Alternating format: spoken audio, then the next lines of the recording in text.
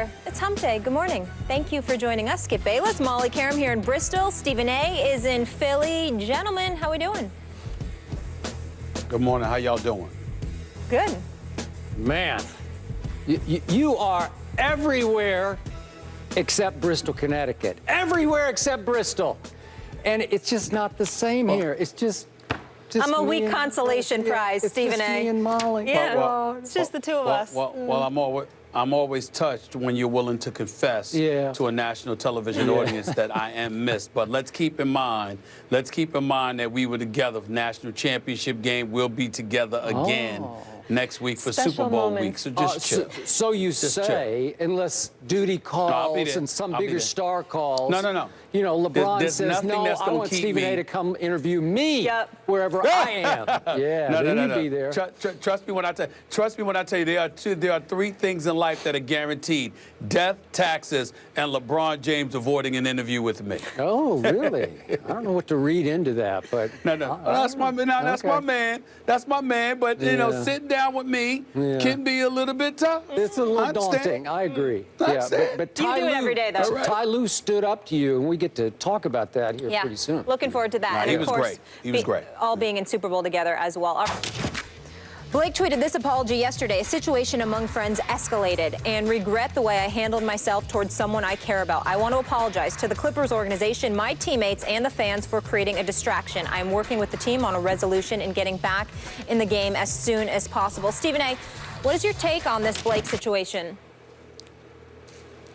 Well, first things first, I think it's important to recognize that whatever happened between this individual, Testy, the assistant equipment manager, and Blake Griffin on a personal level is their business. It's none of our business, or specifically why they were arguing. What is our business is what it escalated to, and that is entirely at the steps and the fault of Blake Griffin. He should be ashamed of himself. It's just that simple. He can be a bit sensitive. I can personally attest to that. He can take things, hold on to it a little bit too long, don't know how to let stuff go. All of that is true. But really, when you think about this and how egregious this act is, Skip, first of all, you hit the guy in the face in the restaurant. So you hit him in a public setting. You hit him in the face in front of witnesses, okay? Then you depart from the restaurant, you go outside, and you hit him again. First of all, the guy could have filed for assault. He could have filed assault charges against you if he wanted to. Secondly, it prompts an investigation on behalf of the NBA because you have a player, and a star player at that, somebody that's averaging 23-8 for the Clippers this year. He could be investigated by the league and potentially suspended because what are you doing? Putting your hands on somebody in a violent fashion. That's number two. Number three, you injured yourself. You're out an additional 6 weeks. You've hurt the team. And you're in the midst of getting paid what you're getting paid. And, you know, you don't have the common sense, the wherewithal, the intestinal fortitude, the intelligence to sit up there and say, look, I got a lot more to lose here than I have to gain. I got other people to think about here other than myself. It's not for me to lecture Blake Griffin or anything like that. He's a grown man. He made a mistake. And I'm only talking about this incident and this mistake. But it was incredibly selfish. It was incredibly juvenile and undisciplined. And it puts the Clippers behind the pitch. Now, I know that they're 12-3 since he's been gone, since he got injured around Christmas Day. But let's take a moment to give props to CP3. And we're talking about Chris Paul here. We're talking about the $107 million man who is the leader of this team, who is the point guard, who is also the resident star. And, oh, by the way, he happens to be the president of the Players Association. We talk all the time, Skip Bayless, about what he can or can't do as what I consider to be the quintessential point guard in this game. Let's take a moment to applaud the kind of leadership that's supposed to be exhibited, because you've never heard anything about Chris Paul being involved in something of this magnitude. Never involved in a situation where he'd get himself suspended or anything like that, where you're doing things that are ultimately going to jeopardize the team. I'm using him as an example, just like I'd use LeBron as an example, just like I'd use other stars in this league like D-Wade and others as an example in terms of how to conduct yourself as a professional. And Blake Griffin, to me, dropped the ball in this regard. I don't give a damn what they were arguing about. You have to be that stupid where you would hit this dude in public, not once, but twice. So you hit him once. That could have easily been blamed on an instantaneous reaction. But then as you had moments to collect your thought and realize the magnitude of the moment between the time you were inside the restaurant and the time you were outside the restaurant, and according to reports, you went outside and then you hit him again, really? That's just stupid. It's irresponsible. And as far as I'm concerned, he not only is going to be gone to 6 weeks, 4 to 6 weeks. Doc Rivers is speculating that it may be longer than that. But who's to say that once he is eligible to come back, that the NBA isn't going to suspend him after that? Because you don't get to punch employees of the organization in the face because you get upset by their words. So this is really unfortunate because regardless of how sensitive he can be to criticism or whatever the case may be, by and large, Blake Griffin appears to be a really good guy who has conducted himself as an upstanding citizen throughout his career. And this is not something that should stigmatize him for the rest of his career or anything like that. It's just that when you're that important and you're that gifted and you're that well compensated for your gifts, as well as your professionalism and your character as a human being, I find it a tad bit odd that suddenly you would allow this to happen. If you were in a contract deal, you were broke, would you have allowed this to happen? I think you would have the sense to know better. So why couldn't you know better once you have those things at your disposal? It's mind-boggling to me.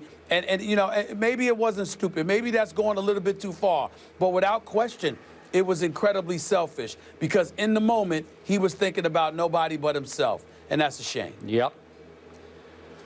I am so with you on this. This is such a bad look, not only for the NBA, but for a star of the Los Angeles Clippers and the star of so many national TV commercials, Blake Griffin. And I am so with you. The NBA must step in and suspend Blake Griffin. The problem being, maybe the NBA, maybe our commissioner sits back and says, well, he has punished himself enough because he broke his hand. They're saying, as you know, 4 to 6, it could be 6 to 8, it could be 10 weeks. These are really tricky fractures to recover from, especially on your shooting hand. So maybe they'll say, well, he's going to be out X months, maybe anyway, 6, 8 weeks. So in the end, Stephen A., my takeaway was how ironic or maybe how fitting this was, because if I can go one level deeper about Blake Griffin, if you'll remember this, before he was drafted, I sat right here in this seat and I said, because he played at a school that I follow, University of Oklahoma, and he was there not for 1 year, but for 2 years, and I watched many of the games he played. He was flat out soft in college. He had the Big 12 book on him was, you get physical with him, you rough him up, he will not push back. In those days, remember, he had a big brother named Taylor who was on that team who acted as Blake's bodyguard and enforcer.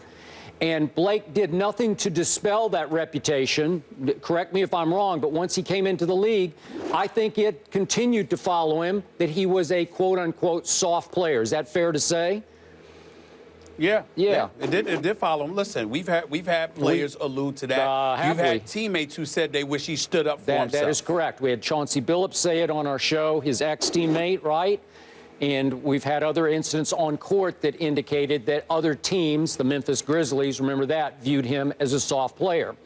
So now we hear last night that Blake Griffin was involved in a fight. And when I first heard that, I thought, wow, Blake Griffin? But then we find out later that the fight was with a buddy of his, the assistant equipment manager, who, according to the pictures I saw last night, is about half of Blake Griffin's size. He's pint-sized, standing up next to Blake in the pictures, seriously, about half his size. We've been told by Ramona Shelburne and others that they're so close, they've gone on vacations together, that Testy traveled with him when the team went to Houston to sort of re-recruit, as you recall, DeAndre Jordan. And this escalated in a restaurant, And again, I was told that maybe there was some teasing going on, some kidding back and forth, maybe in the vein of, oh, see, they're winning without you, and somehow that escalated. You know how those things can go over the edge occasionally. I don't know if it was alcohol fuel. Sometimes when people have a drink or two, all of a sudden emotions flare and you never know where it might go. But as you say, not only did it happen in the restaurant, but it carried on in the parking lot, where I assume the second blow probably broke Blake Griffin's hand. So my step back from this, we're not exactly seeing the new, tougher Blake Griffin. We're just seeing the same old guy. And again, you talk about how much to lose. Could this damage his ability to keep making national TV commercials, which he is so good at? I don't know. Maybe. Well, I hope it doesn't. I hope it doesn't, because, look, one incident shouldn't define the man's character. We all make mistakes. And, you know, things happen. It should not have happened.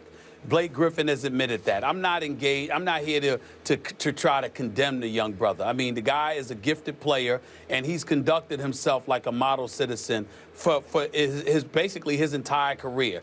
There are times when he could have easily been justified in getting into a confrontation on the court, where he has refrained from such things. Against individuals he could have easily hurt. He's a big boy, and he can put a hurting on somebody if he was really committed to doing so.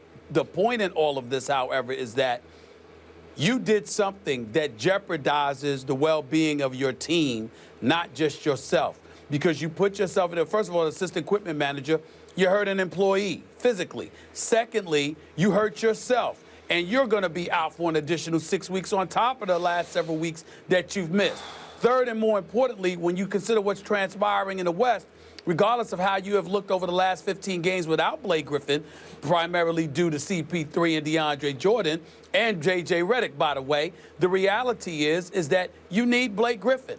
So you put yourself in harm's way and you jeopardize the ultimate goal for the team. You put Doc Rivers in a bad spot because he's got to sit up in front of reporters talking about this nonsense that has absolutely nothing to do with basketball. I mean, Doc Rivers, I've known Doc Rivers for many years. I don't care what you saw on camera. It's nothing compared to how really ticked off he truly is, because it makes no sense whatsoever. And then why I brought up the money issue in terms of your contract and everything else, because why did you ultimately do this? Because you could. Because at the end of the day, you're getting paid and you don't really have that much to worry about. But if you were in a contract year and you were looking for a new deal and you hadn't gotten paid yet, would you make this kind of mistake? I don't think he would have. I think he would have had the sense to know, all right, let me not mess with my money. But since you don't really have to worry about that right now, that's what you could afford to do. In the end, what it comes down to is, again, his record has been, for the most part, pretty impeccable. And this is not to character assassinate him or anything like that. I'm sure he's a good guy. But in the end, you can't allow yourself to be put in this kind of position where you end up jeopardizing the well-being of your team and forced to apologize, not just to the Clippers organization, but your entire fan base because of something so stupid. It was really inexcusable for him to let this happen. And I don't think it should cost him his commercials or anything like that. But I do believe, because I think that the guy that he is, he's funny. He does a great job with the commercials. He's a model citizen in the NBA. He deserves to keep his money. Let's pump the brakes on that. But I will say that I think that after he gets hurt, after he finishes being hurt, rather, and he comes back to play, you're the commissioner, you sit back and you wait until he's back on the court. And then when he's back on the court, you hand him a suspension. I'm with you on that. All right, so Blake Griffin making headlines for all the wrong reasons. Is the end near, though? We want you guys to weigh in on Twitter. That's our question of the day. Go vote now and let us know if he should be traded or not. Meanwhile,